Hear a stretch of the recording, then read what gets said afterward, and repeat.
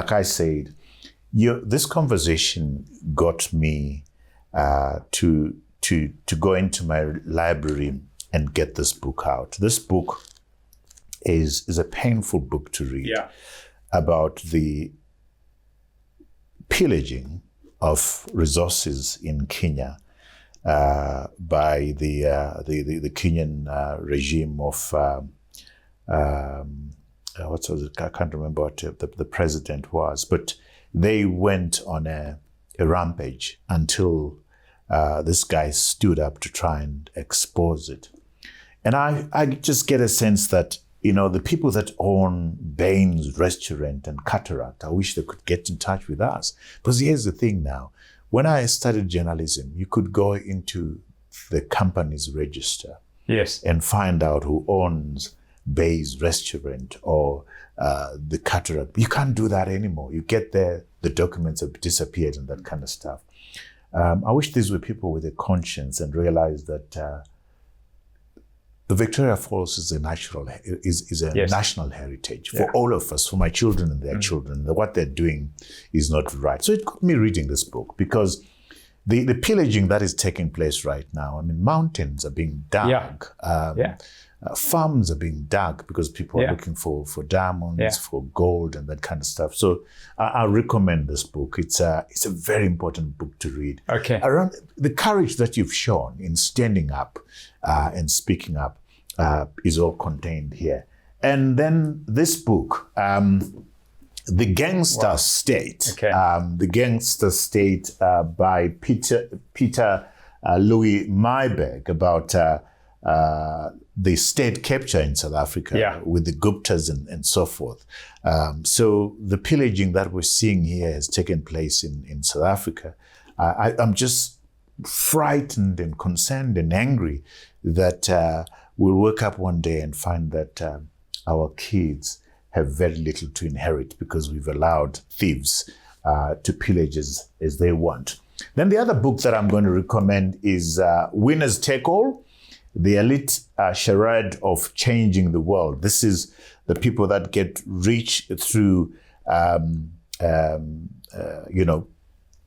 honest means, but through prices and things of that sort, and they pile up wealth, and then they stand up one day and say, we're donating what we got. But, couldn't you have done this by charging fairer prices for the products that you produce? It's a very interesting and thought-provoking book. So those are the books that I recommend. What books have you read that you love to recommend to our book-loving audience out there? So I listed 3. The first one was The Cross and the Switchblade by David Wilkerson. Okay. And it's an old book, and it's the story of how David Wilkerson, who was a pastor in Kansas, I think, felt called to go into New York. And this was probably in the late 60s, early 70s, when New York was just an absolute nightmare of crime and gangs. And his God-given task was to preach to the gangs. And he converted a notorious gang leader, a guy by the name of Nicky Cruz. He didn't convert, he presented the Bible, and Nicky Cruz became a Christian. And I read that book when I was a teenager, and it was a huge influence on my life. And I became a Christian then, and my faith, has been everything to me. That's good to hear. Your second book? Second one is The Long Walk by Slavomir Raviks.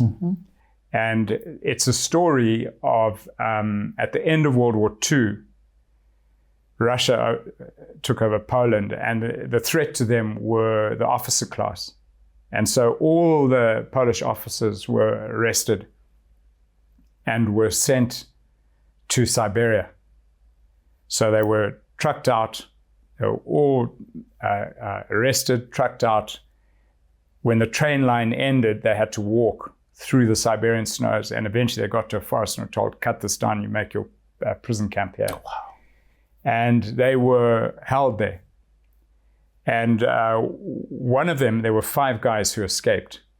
And it's the story of their walk from Siberia around Lake Baikal into Mongolia and then down into northern India. And eventually they got into, they linked up with British forces in India. It was so extreme that when they got there, they were hospitalized. And the doctors said to them, "You're fine now, but shortly you're going to go into basically a mental state of breakdown because you're now safe." Wow. And all of them had to be sedated for about 2 weeks. That's a story of resilience. Hell of a story, yeah. Your third book? And then the third book is Born to Run by Chris McIntosh. Mm-hmm. And I've always loved running. And it's the story of barefoot running. And it's really the story of all of us and the stamina that is in all of us. And he tells the story of the Tarahumara Indians, a tribe in northern Mexico.